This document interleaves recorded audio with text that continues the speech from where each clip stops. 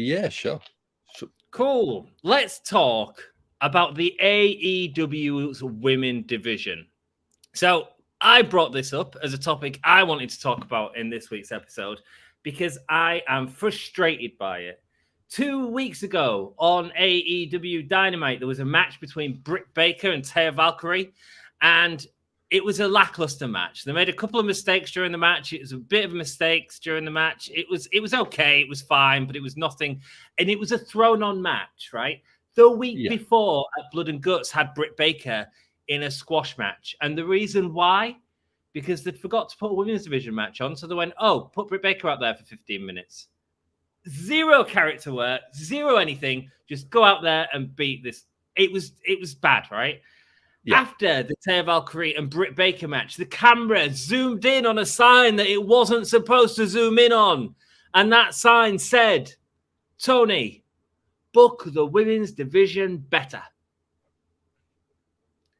So, the week after, Dynamite 200, the main event, in what was a deserved main event, was Hikaru Shida going up against Toni Storm to put on a cracking match. That card was a really good show, and they put on a really solid match. But of course they are. It's Hikaru Shida and Toni Storm. And then the week after, so we've got this. We've got the new title holder. That's what the picture's all about. And what they've done is they've said, we're refreshing the division. We've had Jamie Hayter go out on injury. Our plans have been scarpered a little bit. Let's do something to freshen it up. Let's book the women's division better.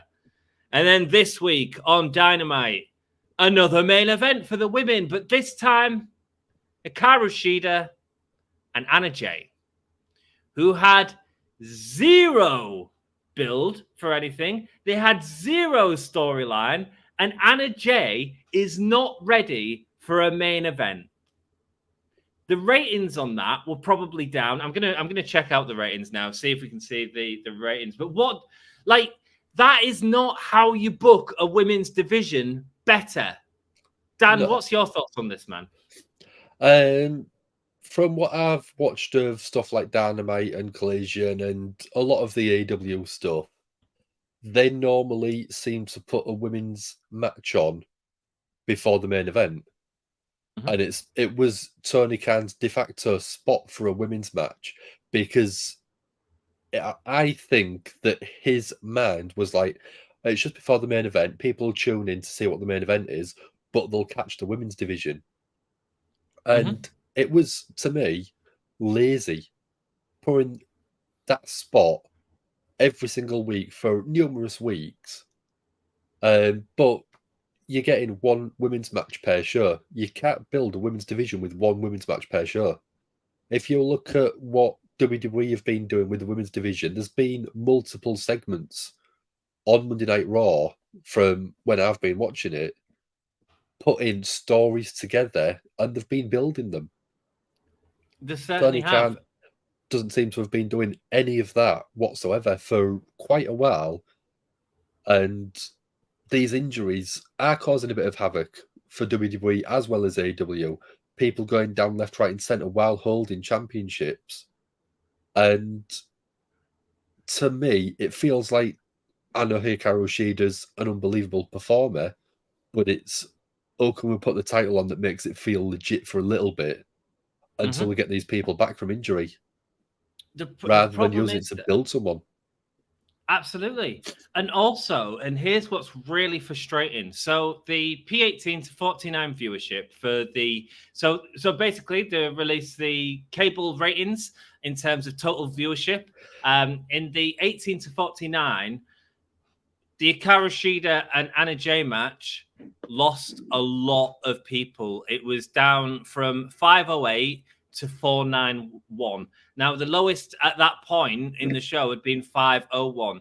Suddenly, it's seeing people not staying interested. And the reason for that is because they aren't doing story. But like you say, Dan, WWE is able to create these stories with multiple layers. And the problem is, man, there is no stories being told in AEW for the women's division. No. I mean, the way that I'd sort of say it is, you look at Rhea Ripley in WWE on Monday Night Raw. Since winning the title, it's obviously a point of controversy with Roman Reigns, but how many matches has she had since WrestleMania? Yeah, She's been on a few of the PLEs, but she's been in the background working with Dawn, working with Judgment Day, but still being able to create stories for them feuds without actually wrestling. that's right, We've man. we've got a Someone great with story multiple for stories. Raquel Rodriguez. I know they're probably going to do it at Payback, but the injury angle that Raquel Rodriguez has been having after Liv Morgan went out with a shoulder injury. Yeah, yeah, You've and got been doing the good work. you've got the Trish Stratus Becky Lynch story going on. Trish hasn't been wrestling. You've got Zoe Stark in there being built with the association with Trish Stratus. The And thing is, you're booking multiple stories. So if we let's play a little game. I'll name the stories in AEW for the women's division. You name the stories in WWE for the women's division. The Outcasts taking over. yeah, That's an AEW story. What's a WWE story? you've got the Becky Lynch, Trish Stratus being the best there ever was. Yeah, Trish is obviously best of last generation. there we go. Next story is there's a tournament with no actual storyline investment in it for a title. What's Yeah. your next story? Again, like I said, we've got the Rhea Raquel Rodriguez story. Um, women's tag title being relinquished because of the injury to Liv Morgan. Yeah. The problem is, and my point is, you've got these stories that are crossing over. Look at Io Sky, look at Bailey, look at the whole cash-in stuff. There's all these multiple layers of stories falling on top of each other. Yeah. At the minute, we're getting Taya Valkyrie, who loses week after week against top stars, faces one lesser star, and then gets put into a main event match in the next one where she's going for a title.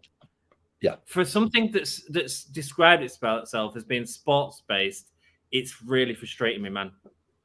Yeah. I mean, is the Owen Hart tournament still going on, or is that finished?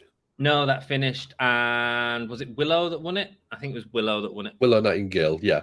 Yeah, and then nothing But happened afterwards, man. exactly, that's the point. Is Yeah. because the winner hasn't been seen on TV pretty much since it winning the tournament, you forget who's won it. Oh, Dan, it's worse than that. The Yeah. week after that, on that collision, Ricky Starks comes out to a firework like a minute's worth, $1 million of pyro. You didn't even see Willow Nightingale on the show. No. And to me, that is exactly the problem that we've got at the minute. Is It's carry go on. No, please. You've got sort of a kind of homegrown Ricky Starks, AEW, near enough original type. You've got Willow Nightingale who's coming from an outsider's point, winning the same tournament, just on a different sort of male female brand. Which one looks like the big star of winning the tournament? Yeah. It looks like because Willow's an outsider, he's not interested, and that's how it can sometimes feel. It certainly does, and it's hurting the product. I'm really interested to hear your guys' thoughts on this. I also wanted to bring into this conversation a little bit was Lufisto's backstage politics as well. Have you heard about this? Not off the top of my head from what I've been reading, but yeah, go for it. So there was a lady called Lufisto who's a independent wrestler who's wrestled for a long time. There was actually looking at her becoming a coach within AEW, or at least that's what she was told at first. But actually, her experience of being in AEW was less than stellar. Talking and calling out a lot of names on the roster, including Dustin Rhodes, saying that she was given the cold shoulder, saying that she wasn't selling her during the match she had on Dark with Ruby Soho and several other women's. The meeting that she was supposed to have with Tony Khan never ended up happening. And I'll read it. I'll read it out exactly what she said. We go backstage and they all keep going. Dustin is right there and it's like, what did you do? What do you mean? She said, you made all those girls that are signed when you're not, look really bad. It was terrible. He said, okay, details.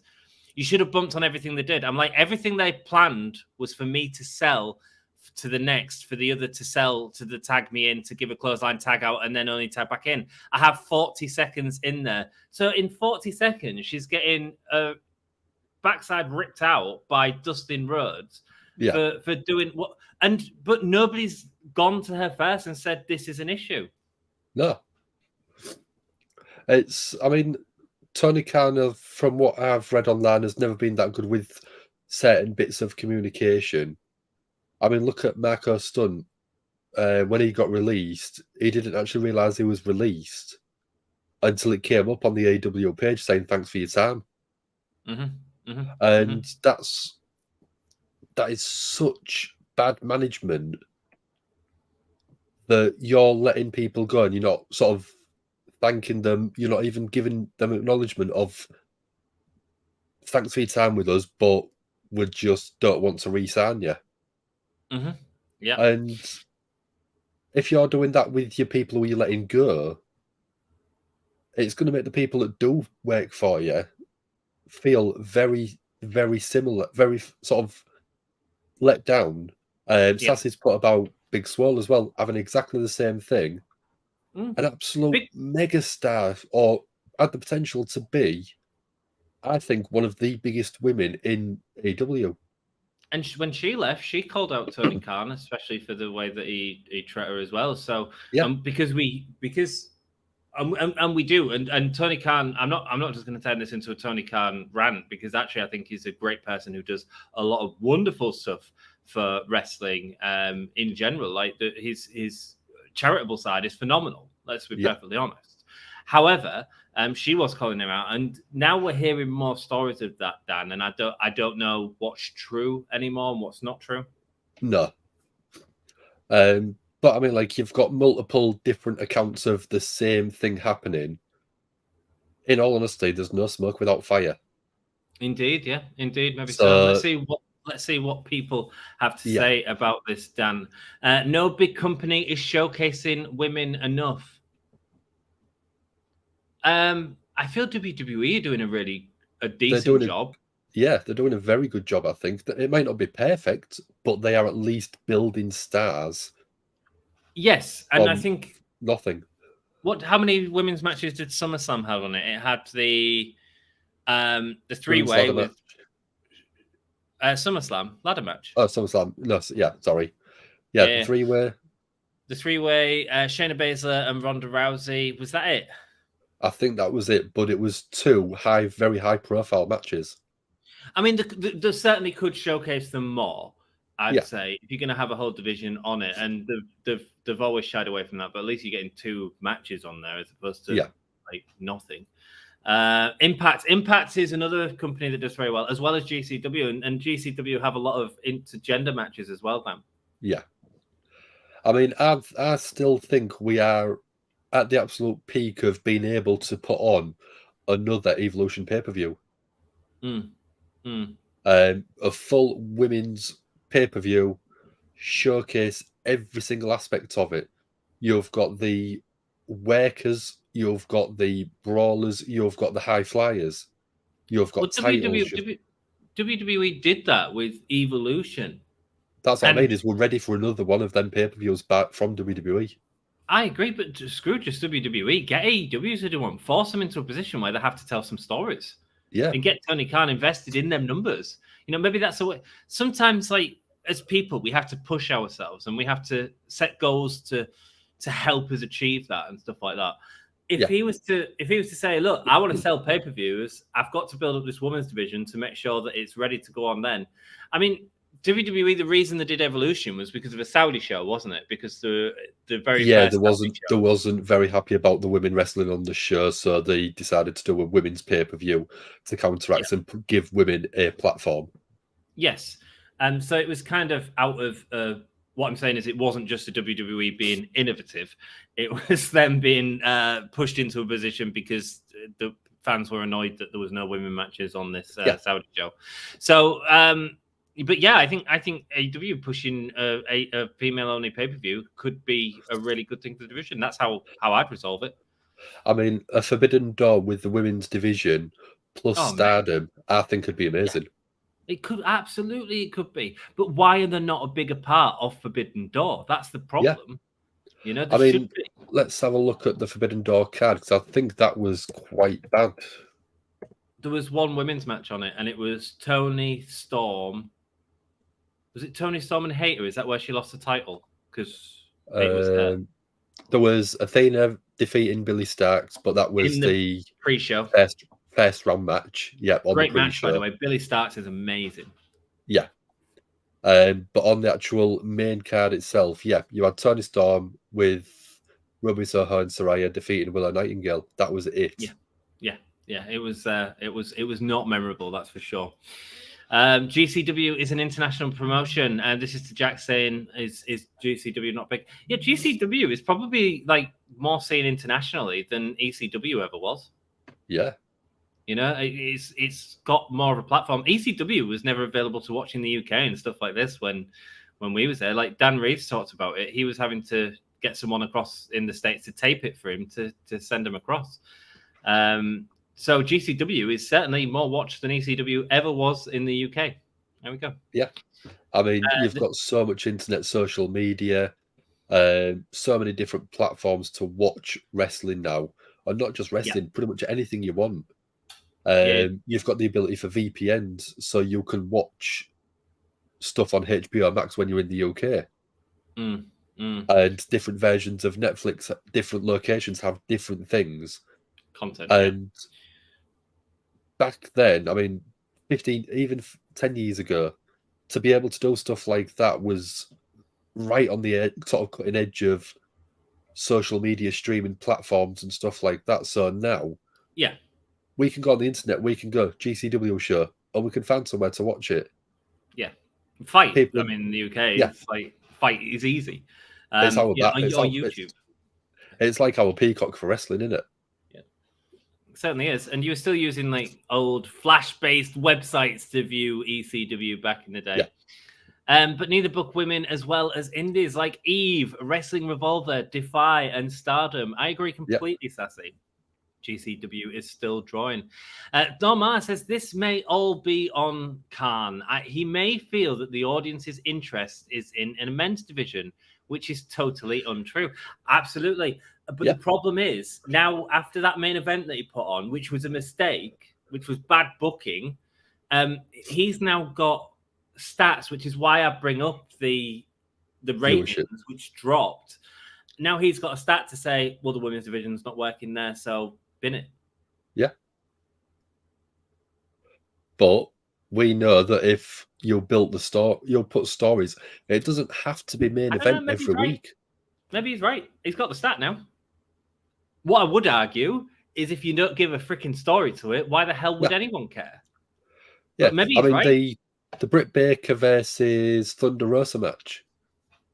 That was lights that main out. Evented, but that deserved to main event, man. Yeah, that was one of the best matches. You build the story; it feels legitimate where it is, and the main event.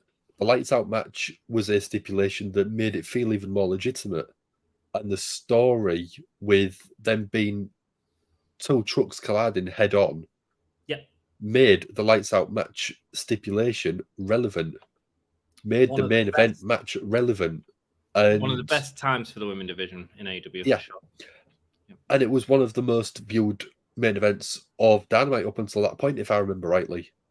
It was. Yeah, and because the story was there. Because the story was there. It wasn't just Anna Jay going for a random title shot. You know, even though Anna Jay was on earlier in the show, there was nothing to promote it. It's madness, man. Yeah. Madness. Love you guys. See you Friday. Got the dogs with us. They're exhausted. No, true. AEW needs a woman's booker. Call AJ Lee or Mickey James or Dan Reed, I think, as well. Sassy Dan Reed would be a great shout. I think he bloody would. Did you have your steak and beer, Sam? Have a great time. We did have a whiskey too. Oh, lovely. Whiskey, beer, and steak. All the major food groups, all the staples right there. There's no cheese there. That's the major food group. Yeah, we do need cheese. The same issue with Big Swell. Yeah, thank you, Sassy. We talked about that briefly because of your comment. WWE's job is okay, but still reeks of tokenism. Yeah. It can do. I think it can do, but I think that intertwined. What they've done is they've created characters that are You're that invested in. rich, and you are invested in them in multiple ways that it Yeah. works. Does that make sense? Yeah, I mean, like I was saying earlier on, if you go to Rhea Ripley, she's been doing stuff with Dominic Mysterio, Exactly. plus Exactly. the rest of the Judgment Day. Mhm. I feel that you could take Finn Balor out and the rest of Judgment Day would still kind of work. You I took agree. Damien I Priest agree. out, it would still kind of work. You I agree. took Rhea out Oh, man. or Dom out, and I think it'd fall flat You know what? because of yeah, You are exactly right. You are exactly right, my friend. Some people are getting too much of a say in other people's wrestling participation. How do you mean? They need to build women stars, not outcasts and Britt Baker. Yes, yeah. they do. They need stories for everyone. They need intention behind stuff. This is all just the show. It's all just acting. It's all just a play. And if you Yeah. don't have a story and characters going into it, then you ain't got nothing. Jack's I mean, keyboard is dying. you'll look at Athena, Who has Ring of been Honor like Women's Champion, absolutely doing amazing performer. yeah, but You'll she's been doing that by putting on cracking matches, and she seems to be yeah, doing that a lot herself, as opposed to given the time to do it. Does that make sense? yeah. I mean, if I was Athena, if you can put on a great match week in, week out, whether you've got no story whatsoever or you've got a story, if you can put on the best match on the show, Tony Khan will have to look at it and go, yeah, she's doing great. I want to bring her onto Dynamite. And Well, then she might be obviously, able to get a story. because her But and Willow did headline the Ring of Honor pay per view, and people praised for it as well. yeah, There was a lot of because it praise was for that epic. match. It was so Yeah, good. yeah. Two absolutely amazing performers going against each other. I do kind of feel that probably Tony Khan has lost a bit of hope when Mercedes Moné got injured because I reckon he was I dying reckon for so. her. Yeah, I get what you're saying, man. But you shouldn't be pinning your division on one person. WWE don't do that. Well, apart from Roman Reigns. Yeah, but that's different. That's a yeah. dynamic story that's doing That's a really well. 3-year story that's been But built from the ground up. he doesn't need to. I mean, Sassy says he needs to bring in Killer Kelly, Masha, Billy Starks, Jessica, Ali Catch to AEW, women who wrestle and love it. The Yeah, problem is if they're not getting shown the respect back and the time back, then they're not going to stay either. You know, wrestlers who are technically sound and hardworking. No edge to AEW women. I think there can be edge. They're just not. They're not giving them time. no, They're not giving them the time they need. The Bailey Io story is a great example of a good storyline. They get a huge audience pop, and everyone is waiting for the Bailey to turn on Io. that has been probably I mean, it's been a chef kiss level of fantastic story for the past year. Yeah. I mean, I didn't expect Damage Control to stay together without any issues for a full year. And Even they with have. Triple H And booking, yeah. I presumed that you would probably have Bailey turn on one or both of them at some point very early on. But And it's it been didn't happen. there's been since he won the Money in the Bank last month. There's been them little teases, but it's still nice to see a faction not thrown together just for the sake of splitting up about 3 months later. Yeah. And they've been doing some great storytelling with that because it's not all just been focused on Bailey and Io. Io's got her intentions. Bailey has her intentions. They're in a faction together, and that creates a friction that is what makes storytelling engaging.